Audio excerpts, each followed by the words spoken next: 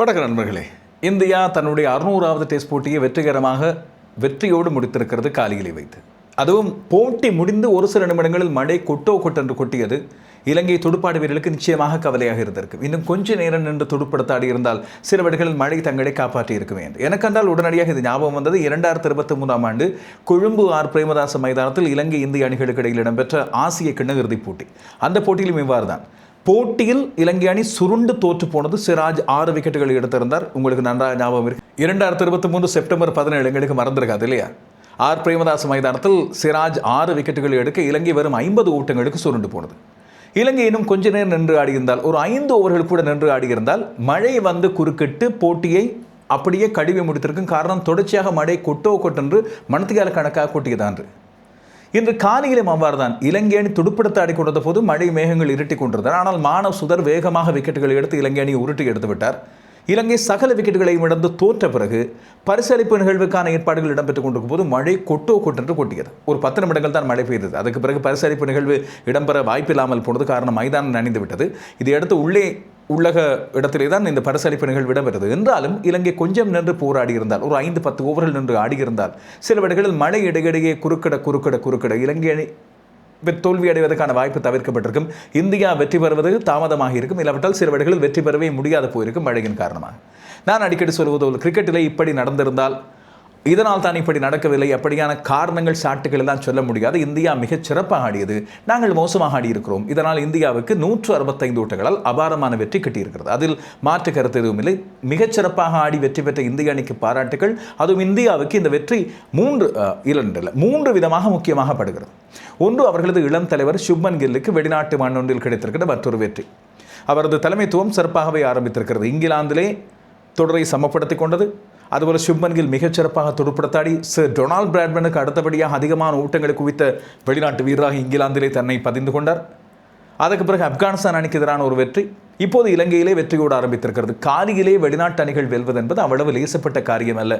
India கூட இதுவரை காலமும் 2 போட்டிகளை தான் வென்றிருக்கிறது. 3 போட்டிகளை இலங்கை தான் வென்றிருக்கிறது. எனவே இங்கே இப்போது காலியில் சமனாக இந்தியா முடித்துக் கொண்டிருக்கிறது. 3வது போட்டியில் வென்று இலங்கையின் பெருவெற்றை சமப்படுத்திக் கொண்டது. 2வது மானவ் சுதர் என்ற இளம் பந்து வீச்சாளர்.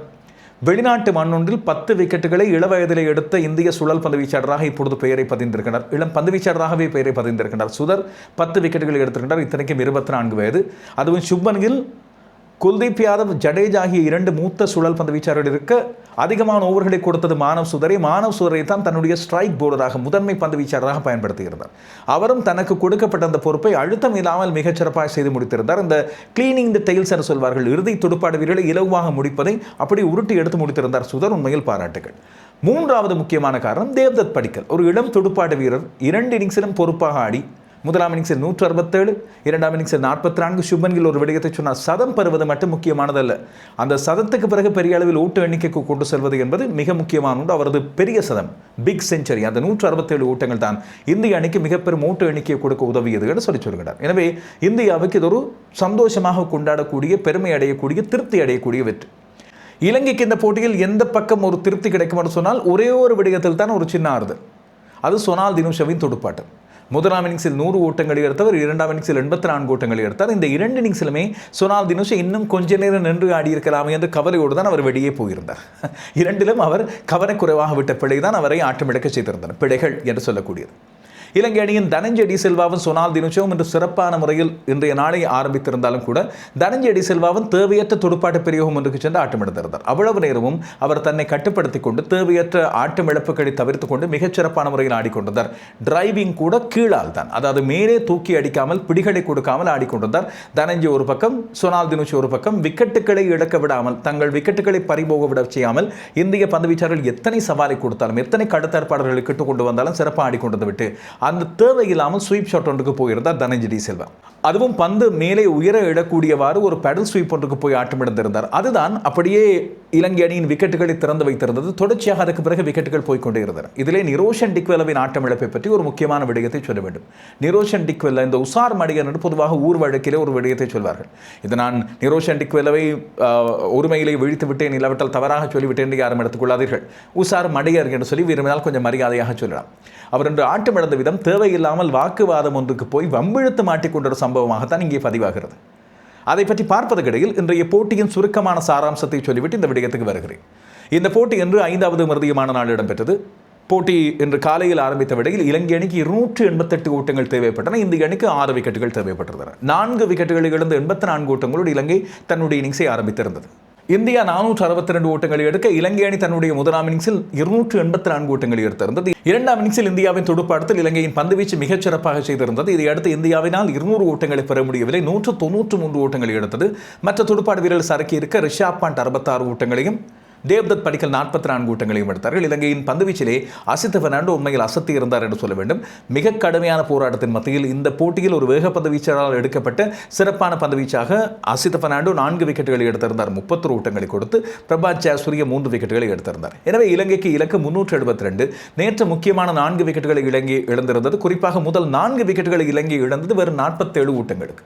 இதில் லஹிரு உதாரவின் ஆட்டமிழப்பு குறித்து நிறைய விமர்சனங்கள் எடுத்திருந்தன. பிடி ரவீந்திர விமலஸ்ரீ அவர்கள் தவறான முடிவை வழங்கியிருந்தார். என்றாலும் அந்த 4 துடுப்பாடு வீரர்களது இழப்பு இலங்கைக்கு பெரும் பாதிப்பை கொடுத்திருந்தார். இதிலே கன்கஷன் சப்ஸ்டிடியூட்டாக சந்திமலுக்கு பதிலாக உள்ளே கொண்டு வரப்பட்ட பசிந்து சூரியபண்டாரவும் முதல் பந்திலே ஆட்டமிழந்து போனது வேறு கதை.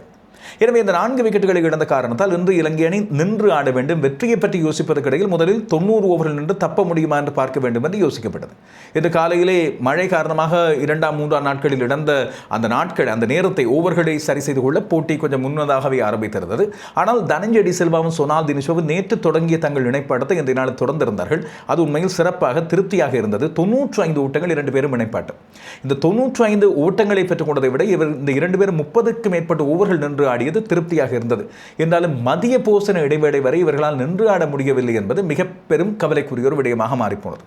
அந்த நேரத்தில் தான் இந்த தனஞ்சய டி சில்வாவின் ஆட்டமிழப்பு இலங்கைக்கு பெரும் பாதிப்பை கொண்டு வந்ததாக இருந்தது. மதிய போசன இடைவேளைக்கு செல்லும் போது இலங்கை 6 விக்கெட்டுகளை இழந்துவிட்டது. எனவே தனஞ்சய டி சில்வாவின் ஆட்டமிழப்பு அப்படியே கதவுகளை திறந்து விட்டது. வாங்க வந்து விக்கெட்டுகளை அள்ளிக்கொண்டு போங்க என்று சொல்வதை போல இருந்தது. அவர் ஆட்டமிழந்தார் ஜடேஜாவின் பந்துவீச்சில். ஜடேஜா தொடர்ச்சியாக முயற்சி செய்து அந்த விக்கெட்டை எடுத்தது அவருக்கு ஒரு பெரும் சந்தோஷத்தை கொடுத்திருந்தார். 59 ஓட்டங்களை எடுத்திருந்தார் தனஞ்சய டி சில்வா. 151 பந்துகள் நீடித்து மறுமுனையிலே நின்று கொண்ட சொனால் தினுஷ மிக பொறுமையாக ஆடுகிறார். அவருக்கு துணையாக இருக்க வேண்டும் என்று இன்னும் வருகின்ற துடுப்பாடு வீரர்கள் யோசித்திருக்க வேண்டும் என்று நினைத்திருந்தேன். இதிலே கேஷர் நுவந்த் உண்மையில் பாராட்டுக்குரியவர். 69 பந்துகள் நின்றிருந்தார். அவர் ஒரு ஆல்ரவுண்டர் என்று சகோதரி வீரர் பெரிய அளவில் அறியப்படாத ஒருவர். என்றாலும் 20 ஓட்டங்களை எடுத்து தன்னுடைய முதலாவது போட்டியில் ஒரு பெரும் பங்கை ஆற்றிவிட்டு போயிருந்தார். ஆனால் அதுக்கு முன்னதாக வந்த நிரோஷன் டிக்வெலவின் ஆட்டமிழப்பு தான் இங்கே சர்ச்சையை கொண்டு வந்த ஒன்றாக அமைந்திருக்கிறது. நான் ஆரம்பத்தில் என்னுடைய சமூக வலைத்தள விமர்சனத்தில் போட்டி தீர்ப்பாளர் இந்த ஆட்டமிழப்புக்கு காரணமான ஜெய்ஸ்வாலுக்கு என்ன நடவடிக்கை எடுப்பார் என்று சொல்லி கேட்டிருந்தேன். உண்மையில் அது ஜெய்ஸ்வாலுக்கு எதிராக எடுக்கக்கூடிய நடவடிக்கை அல்ல. இலங்கை கிரிக்கெட் நிர்வாகமும் இந்த அணியில் இன்று நிரோஷன் டிக்வெல்லவை தெரிவு செய்திருக்கின்ற தேர்வாளர்களும் எடுக்க வேண்டிய நடவடிக்கை. காரணம், நிரோஷன் டிக்வெல்லவுக்கும் ஜெய்ஸ்வாலுக்கும் இடையில் ஒரு சின்ன பேண்டர் என்று சொல்வார்கள், நகைச்சுவை உரையாடல். அவர்களை குழப்புகின்ற விதமாக எதிர் அணிகள் கடத்தரப்பில் ஈடுபடுகின்ற அணிகள் உரையாடும், அந்த வீரர்கள் உரையாடுவார்கள். துடுப்பாடு வீரர்களது கன்சன்ட்ரேஷன், அவர்களது ஒருமுகத்தன்மை இல்லாமல் செய்வதற்கான முயற்சியை மேற்கொள்வார்கள்.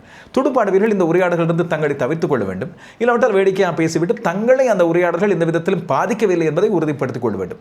நிரோஷன் டிக்வெல்ல நிறைய பேசுவார், பெரிய பாய். அது விக்கெட் காப்பராக இருக்கும்போது இலங்கை அணிக்கு சில வேளைகளில் உதவும். குமார சங்கக்கார முன்பு வேடிக்கையாக அந்த விட்டி என்று சொல்வார்கள், ஒரு நகைச்சுவை கலந்த கிண்டல்களை அடிப்பார். துடுப்பாடு வீரர்களை கொஞ்சம் குழப்புவதாக இருக்கும், இல்லாவிட்டால் ரசிக்க வைப்பதாக கூட இருக்கும். நிரோஷன் டிக்வெல்ல பின்னால் இருந்து பேசுவது துடுப்பாடு வீரர்களை குழப்பும், எங்களுக்கு சில வேளைகளில் எரிச்சரித்தார். இன்று இடம்பெற்ற இந்த உரையாடல் வேடிக்கையாக இருந்தது. நிரோஷன் டிக்வெல்ல துடுப்படுத்தாட வந்தவுடன் ஸ்காலிகில் கடத்தரப்பில் ஈடுபட்டிருந்த ஜெய்ஸ்வால், அவர் கிட்டத்தட்ட முன்பு டேவிட் வார்னரை ஒரு ஏவல் நாய் போல் ஆஸ்திரேலியா பயன்படுத்தி எதிரணி வீரர்களை கடிக்க வைக்கும். எதிரணி வீரர்கள் குழம்பி போவார்கள். இலங்கையிலே சங்கக்காரர் இருந்தார், டில்ஷான் இருந்தார் கடந்த காலங்களில். இப்படி பல குறும்புக்காரர்கள் இருப்பார்கள். பொதுவாக அந்த குறும்புக்காரர்களை பயன்படுத்தி எதிரணியை குழப்புவது வழக்கம். ஜெய்ஸ்வால் வந்து நிரோஷன் டிக்வெல்லவுடன் கேட்டார், என்ன போன இன்னிங்ஸில் உங்களிடமிருந்து பெரிய அளவு உங்களுடைய வளமையான ட்ரேட்மார்க் துடுப்பாட்டங்களை பார்க்க முடியவில்லை, கொஞ்சம் அடியுங்கள் என்று சொல்லி. உடனே ஆரம்பத்திலே நிரோஷன் டிக்வெல்ல பொறுமையாக ஓகே என்று சொல்லி சமாளித்து கொண்டிருந்தார். ஆனால் தொடர்ந்து ஜெய்ஸ்வால் அவரை கிண்டி கிழங்கெடுத்து கொண்டிருக்க சொன்னார், வேகமாக அடியுங்கள், உங்களிடமிருந்து நாங்கள் இன்னும் நிறைய ஸ்பெஷலான துடுப்பாட்ட பிரிவுகளை எதிர்பார்க்கிறோம் என்று சொல்லி அவரை கிண்டல் அடிக்க ஆரம்பித்து விட்டார். இல்லாவிட்டால் அவர் புகழ்வது போல அவருக்கான குழப்பத்தை கொடுக்க ஆரம்பித்து விட்டார். நிரோஷன் டிக்வெல்லவுக்கு பதில் சொல்லாமல் இருக்க முடியவில்லை. ஆரம்பத்திலே அமைதியாக இருந்தார், ஒரு சில துடுப்பாட்ட பிரயோகங்களுக்கு செல்லாமல் தட்டி ஆடிக்கொண்டிருந்தார். என்றாலும் ஜெய்ஸ்வால் தொடர்ந்து இவரை போட்டு கட்டிக்கொண்டே இருந்தார். முதல் இன்னிங்ஸில் உங்களிடமிருந்து பெரிய அளவில் துடுப்பாட்ட பிரயோகங்களை பார்க்கவில்லை, இப்போது நீங்கள் அடிக்க வேண்டும். எங்கே என்று சொன்னால் தனக்கு பின்னால் இருக்கின்ற கால் கிரிக்கெட் ஸ்டேடியம் என்று சொல்லி காண்பிக்கின்ற அந்த பெயர் பலகை இருக்கின்ற இடம் இருக்கிறது, பவிலியன். அந்த பவிலியனை நோக்கி நீங்கள் ஒரு 6 அடித்து காட்டுங்கள் என்று சொல்லியிருந்தார். உடனே நிரோஷன் டிக்வெல சொல்கிறேன், இல்லை நான் என்னுடைய ஷாட் அது இல்லை நான் நீங்கள் இல்லை, அதாவது ஜெய்ஸ்வால் இல்லை, நான் ஹுக் ஷாட்டுக்கு பெரிய அளவில் போவதில்லை என்று சொல்கிறார். அந்த இடத்துல ஒரு விடயத்தை கவனிக்க வேண்டும். அந்த விடயத்தில் பிரசித் கிருஷ்ணா மிக தொல்லை கொடுத்து கொண்டிருந்தார் நிரோஷன் டிக்வெலவுக்கு. பவுன்சர் பந்துகள், நிரோஷன் டிக்வெலவின் உடலை குறிவைத்த பந்துகள், நிரோஷன் டிக்வெல முடியுமானவரை சாமர்த்தியமாக விலகி தன்னை கட்டுப்படுத்திக் கொண்டு வழமையாக அடித்தாட முற்படுபவர் மிக பொறுமையாக முதலாம் இன்னிங்ஸை போலவே தட்டி ஆட வேண்டும் என அந்த பந்துகளை தொடாமலே விட்டுக் கொண்டிருந்தார். ஆனால் விடாமல் ஜெய்ஸ்வால் இவரை கிண்டி எடுத்துக் கொண்டிருக்கிறார். ஜெய்ஸ்வால் தன்னை பார்த்து தொடர்ச்சியாக கேள்வி எழுப்பிய வேளையில் அந்த பார்வையாளர் கூடத்துக்கு பந்தை அடிக்குமாறு சொன்ன வேளையில், நோ, ஐம் நாட் ஜெய்ஸ்வால், நான் ஜெய்ஸ்வால் இல்லை, தன்னால் ஹுக் ஷாட் ஆட முடியாது என்று சொல்லி அதை அமைதியாக கடந்து செல்ல முற்பட்டிருந்தார் நிரோஷன் டிக்வெல. ஆனால் தொடர்ச்சியாக ஜெய்ஸ்வால் அவரை கிண்ட தொடங்க அந்த நிரோஷன் டிக்வெலவுக்குள் இருக்கின்ற மிருகம் கொஞ்சம் விழித்து கூட தானே பார்க்கும். வழமையான நிரோஷன் டிக்வெல இருப்பாரே, அவர் சொன்னார், okay, take me to IPL, என்னை ஐபிஎல் கெடுங்கள், நான் அடிக்கிறேன் அங்கே என்று. உடனே அவர் சொன்னார், நிச்சயமாக நீங்கள் அங்கே இந்த பந்து வீச்சாளருக்கு அங்கே சிக்ஸர் அடிங்கள், நான் சங்கக்காரவிடம் உங்களை பற்றி சொல்கிறேன் என்று ஜெய்ஸ்வால் சொல்லிவிட்டார். அதெல்லாம் தெளிவான உரையாடலாக எங்களுக்கு கேட்கிறது தொலைக்காட்சியில் பார்க்கும்போது. குமார் சங்கக்கார இலங்கையை சேர்ந்தவர், அங்கே ராஜஸ்தானில் இப்பொழுது பணிப்பாளராக பயிற்றுவிப்பாளராக இருப்பார். எனவே 100 வீதம் நான் சங்கக்காரருடன் சொல்வேன், நீங்கள் அங்கே அந்த பந்தை அடியுங்கள் என்று சொல்லி இவர் கிண்டி விடுகிறார். என்ன நடந்ததோ தெரியவில்லை. நிரோஷன் டிக்வெல ஒரு சில பந்துகளுக்கு பிறகு ஹுக் செய்ய முயலவில்லை. ஆனால் பந்தை விலகி அந்த பந்தை தேர்ட் மேன் திசை நோக்கி அடிக்க முற்படுகிறார். ரிஷப் பண்டிடம் பிடி கொடுத்து ஆட்டமிழக்கிறார். அந்த ஆட்டமிழப்பில் எந்த வகையிலும் நேரடி பங்கெடுப்பை செய்யவில்லை ஜெய்ஸ்வால். ஆனால் ஜெய்ஸ்வால் இந்த உரையாடலை ஆரம்பித்து நிரோஷன் டிக்வெலவின் அவரது கன்சன்ட்ரேஷனை குழப்பியதான் இந்த ஆட்டமிழப்புக்கு காரணம் என்று இந்திய வீரர்கள் ஊகித்துக் கொள்கின்றார்கள். அத்தனை பேரும் நேரடியாக சொல்லி ஜெய்ஸ்வாலை பாராட்டுகின்றார்கள். ரவீந்திர ஜடேஜா, மானவ் சுதர், ரிஷப் பண்ட், பந்து வீச்சாளர் பிரசித் கிருஷ்ணா, என் அணித்தலைவர் சுப்மன் கில் கூட அதில் ஜெய்ஸ்வாலை பாராட்டி ஒரு வேடிக்கையாக அதை எடுத்துக்கொள்கிறார்கள். ஒரு வெற்றி உபாயம் கை கொடுத்து விட்டது என்பதுதான் இந்திய அணியின் இந்த எண்ணமாக இருக்கிறது. இடைநடுவே சொனால் தினுஷா இவரிடம் சொல்கிறார், இவ்வாறு பேசிக் கொண்டிருக்க வேண்டாம் என்பது போல அவர் என்ன இருந்தாலும் ஜூனியர், நிரோஷன் டிக்வெல சீனியர். எனவே தன்னால் ஆன சின்ன ஆலோசனை ஒன்றை அன்பாக சொல்கிற விடையில் நிரோஷன் டிக்வெல அவரை பார்த்து சொல்கிறார், டோன்ட் வரி, கவலைப்படாதே, அவர்களது நேரத்தை வீணடிக்க நான் உதவி கொண்டிருக்கிறேன், இதெல்லாம் எனக்கு பிரச்சனை இல்லை என்பது போல அவர் சொல்கிறார். இடைநடுவே ஒரு தடவை நடுவரிடமும் முறைப்பாடு செய்திருந்தார் போல தெரிகிறது நிரோஷன் டிக்வெல. என்ன இருந்தாலும் தன்னுடைய அந்த யோசிக்கின்ற அந்த திறனை, அந்த நேரத்தில் போட்டியிலே ஆட வேண்டும் என்பதை தாண்டி இந்த வேடிக்கை விளையாட்டில் கலந்து கொள்ள வேண்டும், அவருக்கு பதில் சொல்ல வேண்டும் என்று இருந்த அந்த ஆர்வத்திலே தன்னுடைய துடுப்பாட்டு கன்சன்ட்ரேஷனை இழந்து விட்டார் போல தெரிகிறது நிரோஷன் டிக்வெல. இப்படியான விடயங்கள் தான் நிரோஷன் டிக்வெல மீது கடுமையான விமர்சனங்களை நாங்கள் முன்வைப்பதற்கான காரணம். இன்று அவர் ஒரு சீனியர் துடுப்பாடு வீரராக முதலாம் இன்னிங்ஸில் எங்களுக்கு கொடுத்த அந்த நம்பிக்கை 80 ஊட்டங்களை எடுத்து மிகப்பெரும் இணைப்பாட்டம் புரிந்து இலங்கை அணியை ஃபாலோவனிலிருந்து காப்பாற்றியதை போல இந்த இரண்டாம் இன்னிங்ஸிலும் ஒரு பொறுப்பான இன்னிங்ஸ் ஒன்றை ஆடி இருக்க வேண்டும். சரி, பெரிய அளவில் நீங்கள் ஊட்டங்களை பெற தேவையில்லை, சொனால் தினுஷவுக்காவது நின்று ஒரு சின்ன ஒத்துழைப்பை வழங்கியிருக்கலாம். நிரோஷன் டிக்வெல அந்த இடத்திலே ஒரு மிகப்பெரும் தவறை இழைத்து விட்டார் என்பது மட்டும் உறுதி. போதாக்குறைக்கு நேற்று வேறு அஞ்சல வண்டார 150 ஊட்டங்களை ஆட்ட விளக்காமல் விளாசி தள்ளியிருந்தார் என்பதையும் தேர்வாளர்களுக்கு நாங்கள் ஞாபகப்படுத்தி வைக்க வேண்டும். அதுபோல கேஷர் நுவந்த 20 ஊட்டங்களை பெற்றுக்கொண்டு சொனால் தினுஷோடு நல்ல இணைப்பாட்டம் உண்டு. அந்த நேரம் தேவையான ஒரு முக்கியமான 43 ஓட்ட இணைப்பாட்டு முறை வழங்கியிருந்தார். 43 ஓட்ட இணைப்பாட்டம் என்பதை தாண்டி 16 ஓவர்கள் இந்த 2 பேரும் நின்று பிடித்திருந்தார்கள். இன்னும் கொஞ்ச நேரம் நின்று பிடிக்க வேண்டும். கேஷர் நுவந்த மட்டும்தான் நம்பி இருக்கக்கூடிய ஓரளவுக்கு துடுப்படுத்தாடக்கூடிய ஒருவர். அவர் நின்றால் காணும், மற்ற பக்கம் சொனால் தினுஷா மிச்சத்தை பார்த்துக் கொள்வார், அட்லீஸ்ட் ஸ்ட்ரைக்கை ரொட்டேட் பண்ணியாவது ஆடிக்கொள்வார் என்று சொல்லி பார்த்தால் அதுக்கு பிறகு சொனால் தினுஷா ஆட்டமிட்டிருந்தார். அந்த பந்து அவர் தொடாமல் இருக்கக்கூடிய ஒரு பந்து லெக் ஸ்லிப்பிலே பிடி கொடுத்து மானவ் சுதருக்கு ஒரு விக்கெட்டாக மாறியிருந்தார். சொனால் தினுஷா ஆட்டமிழந்த அடுத்த பந்திலேயே பிரபா ஜெயசூரிய எதிர்பார்க்காத வேகமான பந்து ஒன்று மானவ் சுதர்னால் உள்ளே கொண்டு வரப்பட்டது. இறுதியாக அதே போல தான் சொனால் தினுஷாவும் ஆட்டமிழந்தார். சொனால் தினுஷா தான் கடைசி விக்கெட்டாக ஆட்டமிழந்தவர் 20 ஊட்டங்கள். இறுதியாக இந்தியா 165 ஓட்டங்களினால் வென்றது. இலங்கை அணி 206 ஊட்டங்களுக்கு சகல விக்கெட்டுகளை வென்றது. மானவ் சுதர் 10 விக்கெட்டுகளை கைப்பற்றிக் கொண்டிருந்த போட்டிகளை மொத்தமாக இரண்டாம் இன்னிங்ஸில் 55 ஓட்டங்களுக்கு 6 விக்கெட்டுகளை எடுத்தார். பிரசித் கிருஷ்ணா மிகச்சிறப்பான பந்து வீச்சு, 10 ஓவர்கள் பந்து வீசிய 3 ஓட்டமற்றவர்கள் வெறும் 16 ஓட்டங்களை கொடுத்து 2 விக்கெட்டுகளை எடுத்தார். ஜடேஜா 23 ஓவர்கள். குல்தீப் யாதவ், நான் நேற்று கூட என்னுடைய நேரலையில் சொல்லியிருந்தேன், அடுத்த SSCக்கு போட்டி நகரும் வேளையில் ஒரு வேகப்பந்து வீச்சாளர் மேலதிகமாக தேவை என்று வரும்போது குல்தீப் யாதவ் தான் வெளியே செல்ல போகிறார் என்று சொன்னேன். இன்றும் அவர் 11 ஓவர்கள் பந்து வீசி 38 ஓட்டங்களை கொடுத்தார், விக்கெட் எதுவும் இல்லை. சிராஜ் 9 ஓவர்கள், நேற்று பந்து வீசிய அந்த ஓவர்களில் ஒரு விக்கெட்டை எடுத்திருந்தார். பிரசித் கிருஷ்ணா இன்று நிரோஷன் டிக்வெலவின் விக்கெட்டையும் எடுத்து 2 விக்கெட்டுகளாக மாற்றிக்கொண்டார். எனவே போட்டியின் சிறப்பாட்டக்காரராக 167 ஓட்டங்களையும் 44 ஓட்டங்களையும் இந்த கஷ்டமான துடுப்பாட சிரமமான ஆடுகளத்திலே பெற்றுக்கொண்ட தேவ்தத் படிக்கல் தன்னுடைய முதலாவது சதத்தையும் எடுத்தவருக்கு இந்த விருது கிடைத்திருக்கிறது. வெறும் 24 வயது கொண்ட தன்னுடைய இரண்டாவது போட்டியில் ஆடிய மானவ் சுதர் இந்த போட்டியிலே 10 விக்கெட்டுகளை எடுத்ததோடு இப்போது 2 போட்டிகளில் அவர் 17 விக்கெட்டுகளை எடுத்தவராக மாறியிருக்கின்றார். அதுவும் 2 தடவைகள் 5 விக்கெட் பருதிகள், ஆப்கானிஸ்தானுக்கு எதிராக ஒன்று, இப்போது இலங்கை அணிக்கு எதிராக ஒன்று. இன்று அவர் கைப்பற்றிக் கொண்ட 55 ஓட்டங்களுக்கு 6 விக்கெட்டுகள் அவரது இரண்டாவது 6 விக்கெட் பருதி. ஆப்கானிஸ்தானுக்கு எதிராக தன்னுடைய முதலாவது போட்டியில் அவர் கைப்பற்றிக் கொண்ட 33 ஓட்டங்களுக்கு 6 விக்கெட்டுகள் தான் அவரது மிகச்சிறந்த பருதியாக இருக்கிறது. இந்த மானவ் சுதர் மிகச் சிரமமான ஆடுகளங்களில் கஷ்டப்பட்டு பந்து வீசி முன்னே வந்தவர் என்று சொல்லி இன்று நேர்முக வர்ணனையில் ஹர்ஷா போகுலே சொல்லும் போது கேட்டுக்கொண்டிருந்தேன். காரணம் என்னன்னு சொன்னால், இந்தியாவிலே அவர் ஆடுகின்ற பிரதேசத்திலே வேகப்பந்து வீச்சாளர்களுக்கு அதிக சாதகமான ஆடுகளம் இருக்கிறதோ இல்லையோ, சுழல் பந்து வீச்சாளர்களுக்கு சாதகமான ஆடுகளங்கள் இல்லை. கூடுதலாக துடுப்பாடு வீரர்களுக்கு சாதகமான ஆடுகளங்கள். அந்த தட்டையான ஆடுகளங்களில் பந்து வீசி தன்னை பழக்கப்படுத்திக் கொண்டுதான் இப்போது சர்வதேச போட்டியில் தனக்கு வாய்ப்பான ஆடுகளங்கள் கிடைக்கும் போது அள்ளி எடுக்கிறார் விக்கெட்டுகளை. ஆனால் தரம்சாலாவில் பெரிய அளவு சுழல் பந்து வீச்சாளருக்கு சாதகம் இல்லாத ஒரு ஆடுகளத்திலே தான் தன்னுடைய அறிமுகத்தை தொடங்கியிருந்தார். 7 விக்கெட்டுகளை எடுத்தார். இப்போது காலையிலே சுழல் பந்து வீச்சாளரின் சொர்க்கபுரி 10 விக்கெட்டுகளை எடுத்துவிட்டு போயிருக்கிறார். இடைநடுவே அவருக்கு இங்கிலாந்தின் பிராந்திய அணிகளில் ஆடக்கூடிய வாய்ப்பு கிடைத்தது. 2 போட்டிகளை ஆடியிருந்தார் ஒரேஷியா பிராந்தியத்துக்காக. அந்த ஒரேஷியா பிராந்தியத்துக்காக ஆடிய முதல் போட்டியில் 4 விக்கெட்டுகள் எடுத்திருந்தார் 2 இன்னிங்ஸிலும் சேர்த்து. இரண்டாவது போட்டியிலே ஒரு 5 விக்கெட் பருதி உட்பட 7 விக்கெட்டுகளை எடுத்து விட்டார். அதற்கு பிறகுதான் வந்து குதித்தார். இங்கே வந்து விக்கெட்டுகளை அள்ளி எடுத்துக் கொண்டிருக்கிறார். எனவே மிகச் சிறப்பான ஒரு போட்டி மானவ் சுதருக்கும் இந்திய அணிக்கும், அதுபோல தேவ்தத் படிக்கலுக்கும். இப்போது நம்பிக்கையோடு இந்தியா 2ஆம் டெஸ்ட் போட்டியில் ஆடுவதற்காக கொழும்பு SSC மைதானத்துக்கு செல்கிறது. இலங்கை அணியும் வருகிறது. வருகின்ற 23ஆம் தேதி இந்த 2வது போட்டி.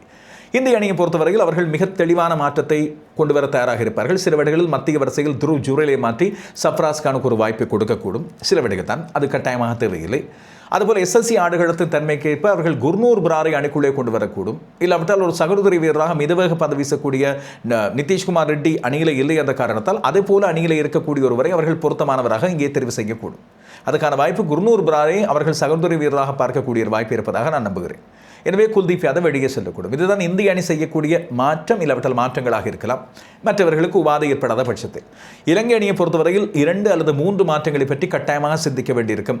மீண்டும் அணிக்குள்ளே 10 நிமிஷங்கள் வருகின்ற பட்சத்திலே இலகுவாக நிஷான் மதுஷ்க வெளியே செல்வார். அதுபோல் ஒரு சுழல் பந்து வீச்சாளரை மாற்றி இலங்கை அணி ஒரு வேக பந்து வீச்சாளரை கொண்டு வர வேண்டியிருக்குமா, இல்லாவிட்டால் 2 வேக பந்து வீச்சாளர்கள் ஒருவரை மாற்ற வேண்டியிருக்குமா? இந்த கேள்விகளுக்கான பதில் அவசியப்படுகிறது. இலங்கை அதுக்கு முதல் தன்னுடைய துடுப்பாட்ட வரிசையை மாற்றுவதற்கு முதல் துடுப்பாட்ட வீரர்களின் மனோநிலையை, ஆடுகின்ற வீரர்களின் மனோநிலையை மாற்ற வேண்டும். தன்னுடைய அணித்தலைவர் தனஞ்சடி செல்வா உட்பட அத்தனை பேருக்கும் கேரி கேர்ஸ்டன் ஒரு வகுப்பெடுப்பார் என்று நான் நம்புகிறேன். இந்த போட்டியை நீங்கள் அவதானித்து பார்த்திருந்தால் அந்த 5 நாட்கள் இந்த போட்டியிலே நீங்கள் கண்ட விடயம் என்ன? 2ஆம் இன்னிங்ஸில் மொத்தமாக 77 ஓவர்களும் 4 பந்துகளும் ஆடிய இலங்கை அணி இன்னும் ஒரு 10-15 ஓவர்கள் நின்று துடுப்படுத்தாடி மழையின் உதவியோடு இந்த போட்டியில் தப்பு வித்திருக்கலாமோ என்று சொல்லி ஒரு கேள்வியும் எங்கள் மத்தியில் எடுக்கிறது. எனவே இலங்கை அணி விட்ட தவறுகள் என்ன என்று நீங்கள் நினைக்கிறீர்கள்? தேர்வாளர்கள் விட்ட தவறுகளை ஒரு பக்கம் தாண்டி தெரிவு செய்யப்பட்ட 11 கொண்ட அணியாக இந்த அணி இருக்கும்போது என்னென்ன விடயங்களில் இலங்கை அணி பிழைவிட்டிருக்கிறது என்ற கேள்வி வருகிறது. அதுபோல் இன்னொரு முக்கியமான விடயம், கவிந்து மெண்டிஸின் மோசமான ஃபோம் கவனிக்கக்கூடிய ஒன்றாக மாறியிருக்கிறது. அவர் இப்போது உபதலைவர், அணியில் இன்னும் அதிகமான பொறுப்புணர்ந்து ஆடக்கூடிய ஒருவர். அவருக்கான சரியான உளவியல் விடயங்கள் கற்றுக் கொடுக்கப்பட வேண்டும்.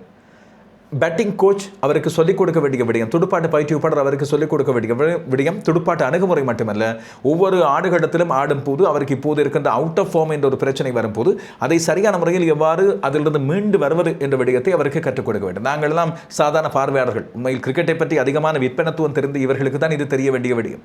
இதே போல சந்திமலுக்கு உபாதை எவ்வாறு இருக்கிறது? அவர் கன்கஷன் என்று சொல்லக்கூடிய கழுத்து பக்கத்தில் ஏற்பட்ட உபாதை காரணமாக தான் உடனடியாக மருத்துவ ஸ்கேன்களுக்கு கொண்டு சென்றிருந்தார்.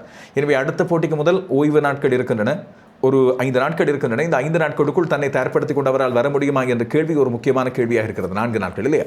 எனவே அது பற்றிய ஒரு தகவலையும் அறிந்து கொள்ள ஆர்வமாக இருக்கிறோம். அப்படி அவர் ஆட முடியாது போனால் பசிந்து சூரிய பண்டார முதலாவது பந்திலே ஆட்டமிடந்திருந்தாலும் கூட அவருக்கான அறிமுகம் பொருத்தமான விதத்தில் SSC மைதானத்தில் மிக பொருத்தமாக வழங்கப்படுவது முக்கியமாக படுகிறது. காரணம், உள்ளூர் போட்டிகளில் 54க்கும் மேற்பட்ட சராசரி ஓட்டங்களை குவித்தவர். எனவே அவருக்கான வாய்ப்பு கிடைக்குமா என்று பார்ப்போம்.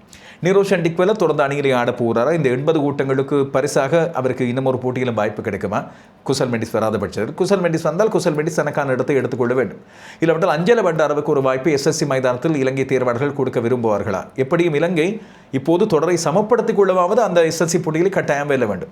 சரி, இந்த போட்டிக்கு பிறகு இப்போது உலக டெஸ்ட் சாம்பியன்ஷிப் புள்ளிகள் எவ்வாறு இருக்கின்றன? நிச்சயமாக இலங்கை ரசிகர்கள் பார்க்க விரும்பாத ஒரு காட்சியை தான் நான் உங்களுக்கு காண்பிக்க போகிறேன்.